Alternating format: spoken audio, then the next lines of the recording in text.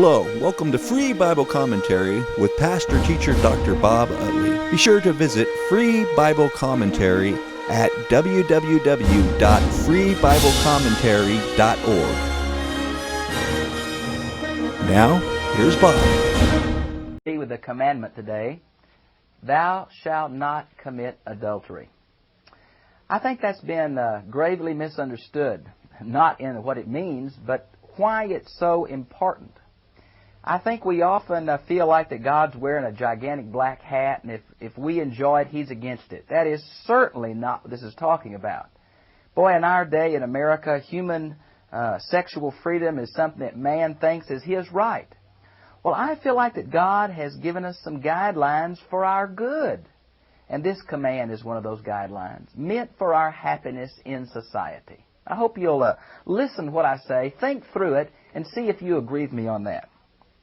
It is obvious that this command is related to our respect for God. You see, our respect for God through all these commands has been seen in how we treat God and how we treat others who are made in His image. We worship God not just in coming to the right place and saying the right thing, but we also worship God in how we treat others in His name. So all these commands are given to the covenant community. I think that's very important. The way we treat our neighbor's life, our neighbor's wife, our neighbor's property, and then how we feel, our motives about all that, is really the flow of these last few commandments. It's giving us appropriate guidelines for how covenant men ought to live together and what their true attitude ought to be. I think that the parallel in Deuteronomy that also shows some variation, not in this command, but in some other ones, shows us that these 10 words, 10 commandments, the Decalogue, can be applied differently in different situations with the same thrust. Obviously, the Exodus material was given to the people in their wilderness wandering. But the Deuteronomic material was given as they're about to become not nomadic, but settled as they crossed into the Promised Land. I think it's appropriate to interpret these in light of our day and still say, "Thus saith the Lord."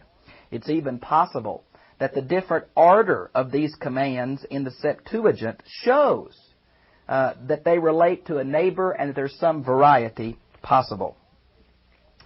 As with the commandment to respect our parents, gave a promise to a long and stable society, I think this command related to the sanctity of marriage, to the godliness of the home, is going to be a key and a pillar to a stable society. Those societies that choose to abuse parents, choose to abuse sexual fidelity, will find themselves in great, great straits in the history of man. Oh, that's scary for us, isn't it, friends? Yes, it is. This command also implies God's ownership and control of our sexual and family lives. You see, it's not just our body, I'll do with it what I please. Our body is given to us by God. We are stewards of our body as well as of our family and of our passions, and how we control them and limit them says something of our love and maturity in the area of faith. This command seems to have been based on Genesis 2:24, as the fourth commandment seems to have been based on Genesis 2:1-3. So obviously God not only gave Genesis to Moses as a background of the human condition, but also as some theological guidelines for how God wants man to live. Now it's obvious that the major word study we have to do in this brief little passage is the word adultery. In the Old Testament, there seems to be a distinction between the Hebrew word for adultery and the Hebrew word for fornication. Adultery means that either the man or the woman involved is married. Fornication means that the two partners, neither one are married. Now, by the time we come to the New Testament, the Greek words seem to have lost that distinction. And so porneia, we get the word pornography from it. The Greek word can mean sexual abuse of any kind. Okay? Let's see. If you want to see the concept of fornication, it would be the warnings against a young man joining himself to a harlot.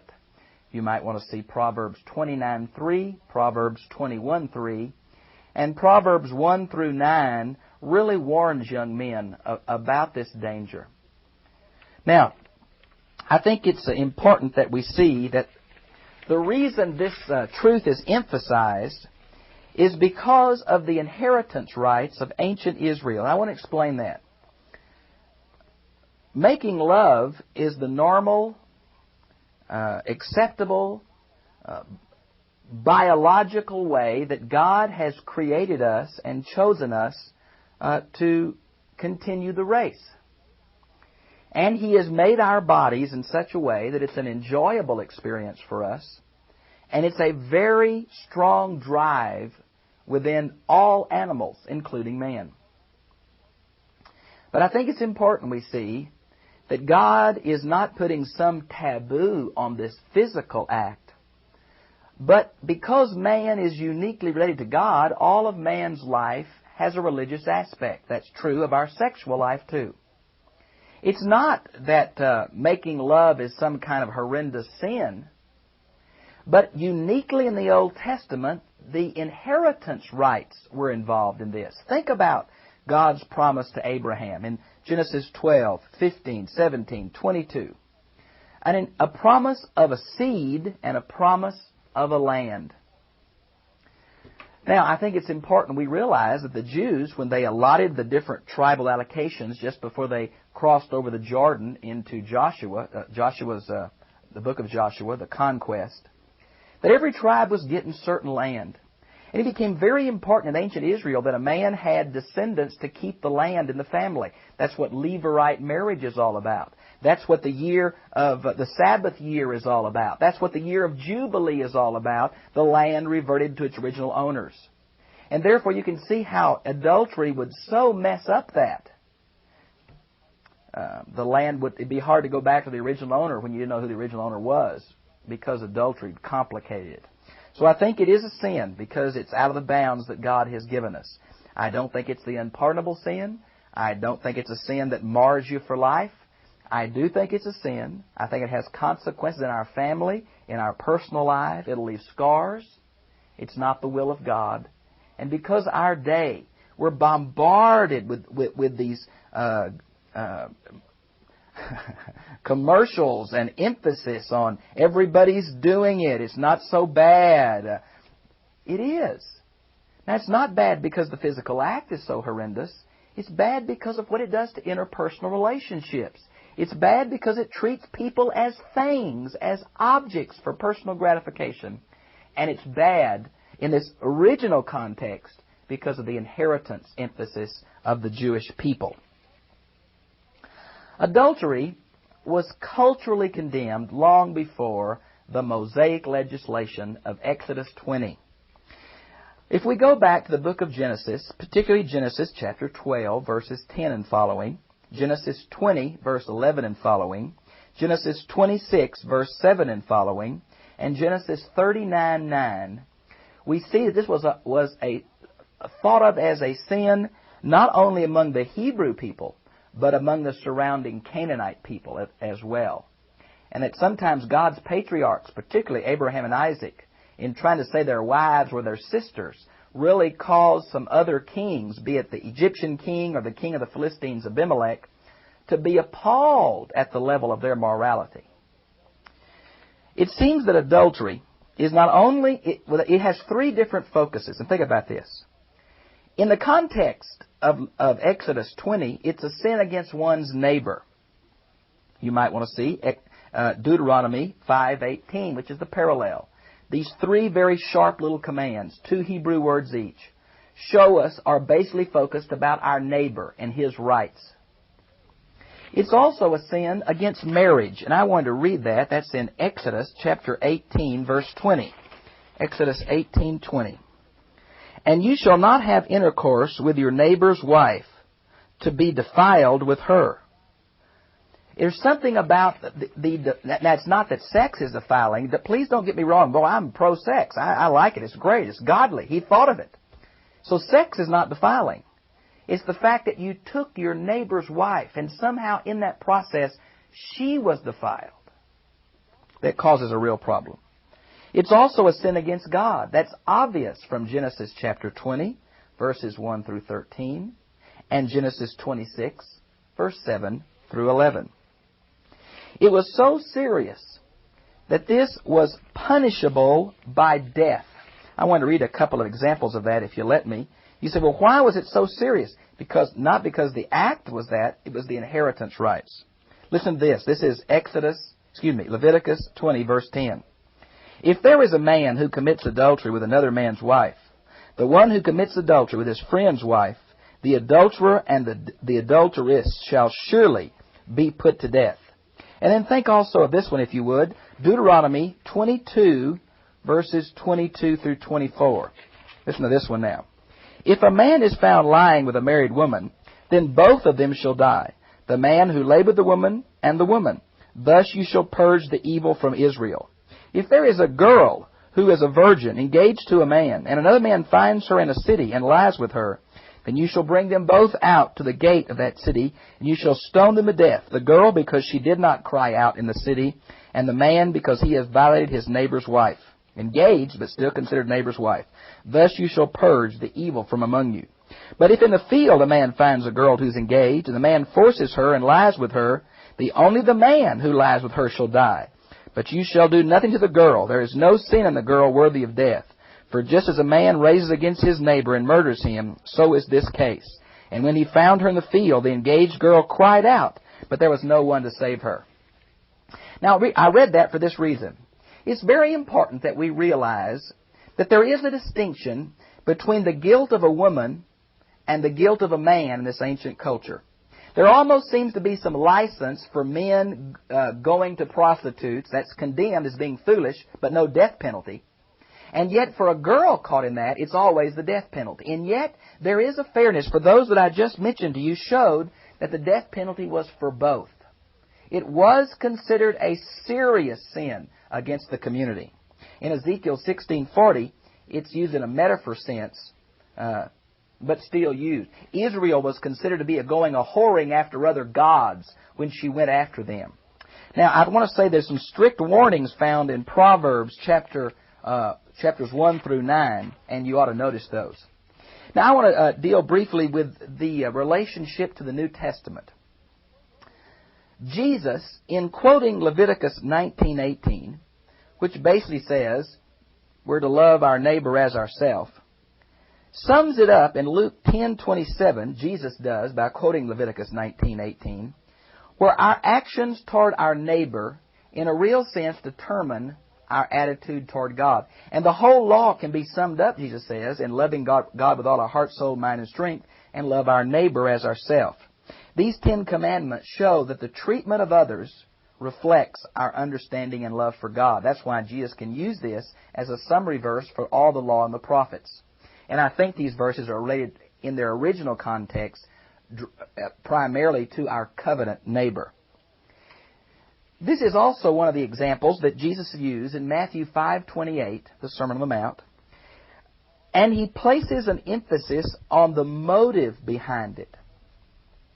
Several years ago, President Jimmy Carter did an interview for Playboy magazine where he discussed that he had lusted in his heart several times after women. Everybody was shocked and appalled and said, oh. And I think it was somewhat dumb for him to do an interview for a magazine like that. But I personally appreciated his honesty. For I think there is characteristic in the strong sexual drive within human beings. There is either fantasizing before or after marriage. And I think the problem we have to find in that is not in the imagination being the evil, but the Jews recognize that the eyes and the ears are the seedbed of the heart. Proverbs 23:7, as a man thinketh in his heart, so is he. If we're always consumed about wanting to be sexually with some other person, it reflects what our heart's like, And usually what our heart's like is going to work out to our hand. So Jesus put the real problem not in the act, but in the motive. Just a sideline here. He raised the level of intensity of the true interpretation of the Ten Commandments from acts to motive, and thereby put it beyond the reach of all fallen man. Therefore, I think this is where we see the beauty of this in that 2 Corinthians 5:21, God took him who knew no sin, made him to become a sin offering, or sin, that we might become the righteousness of God in him. He raised the level. Then he fulfilled it in himself and gave it back to us as a free gift. Oh my. As a man thinketh in his heart, so is he. And the Bible has accurately said of us, as in the days of Noah, man's heart is on evil continually. This is one example of that. The Sermon on the Mount, like the Ten Commandments, undercuts every moral stance of man and shows us our need for salvation and redemption. The 10 words are also interpreted by Paul, particularly in Galatians chapter 2, verse 15, through chapter 3, verse 29, as bringing man to the place to recognize his spiritual need of God. Therefore, the 10 words and the Sermon on the Mount are like schoolmasters that lead us to Christ. That's a very important understanding, I think. Now I want to come to a couple of modern applications that I hope will be helpful.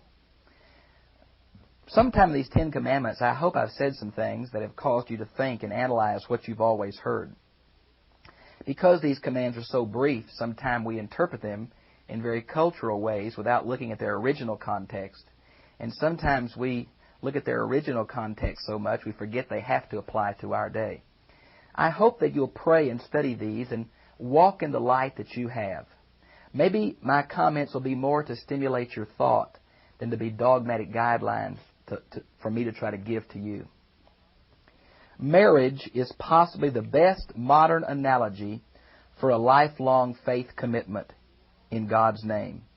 It is our best chance in our culture to understand the realities of the Old Testament covenant principles.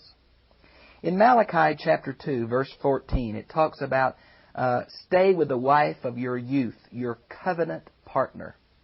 I think it's real important we see that when we in God's name make a promise to someone else, we don't know them completely. We don't know them. We don't know all the problems we're going to face together.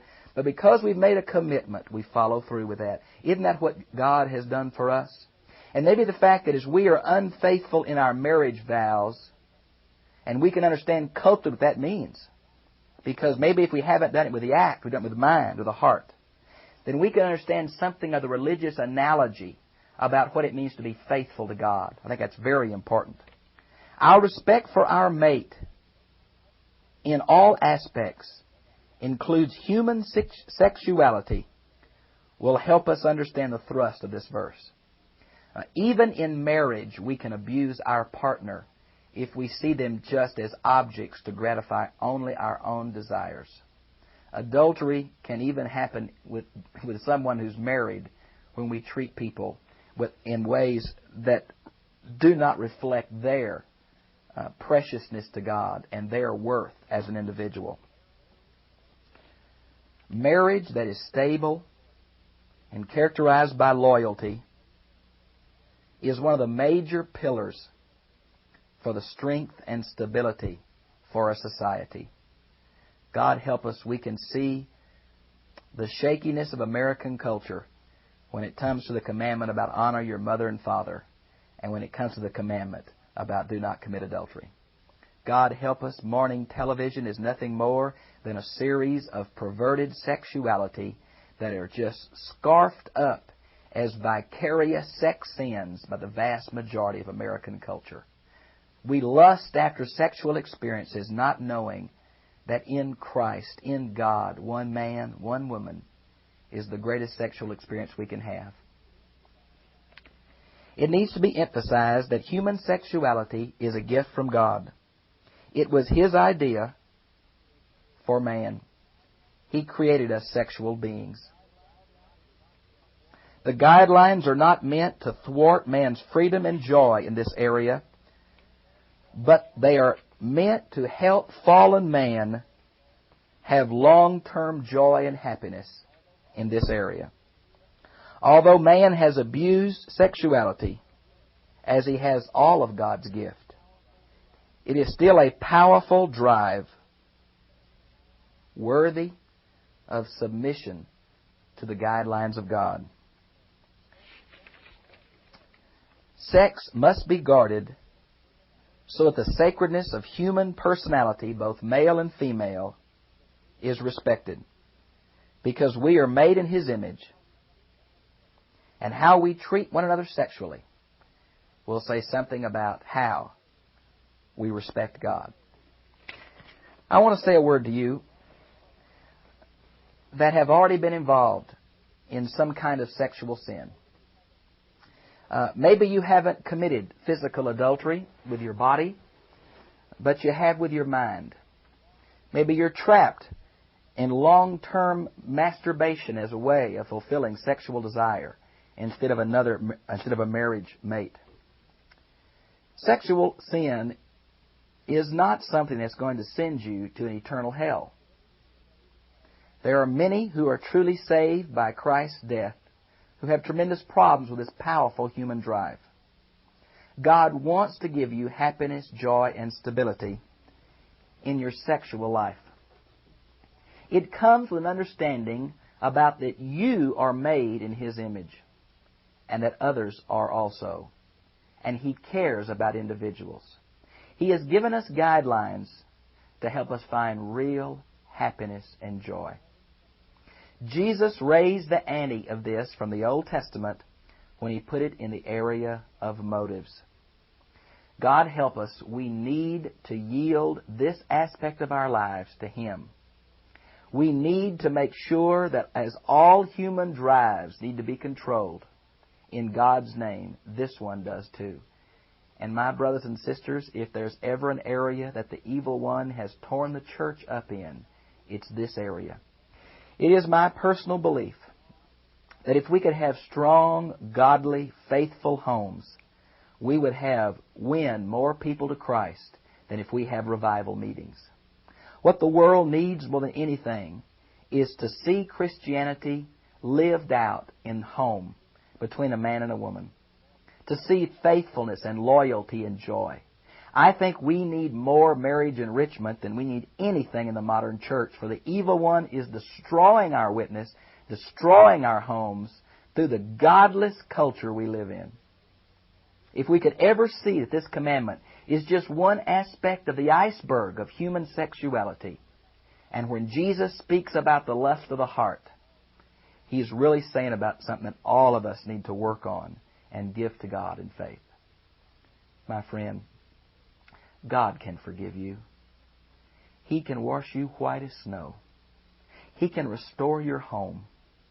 He can bring you and your spouse together again in joy that you've never known, if you can just turn this powerful area of your life over to Him.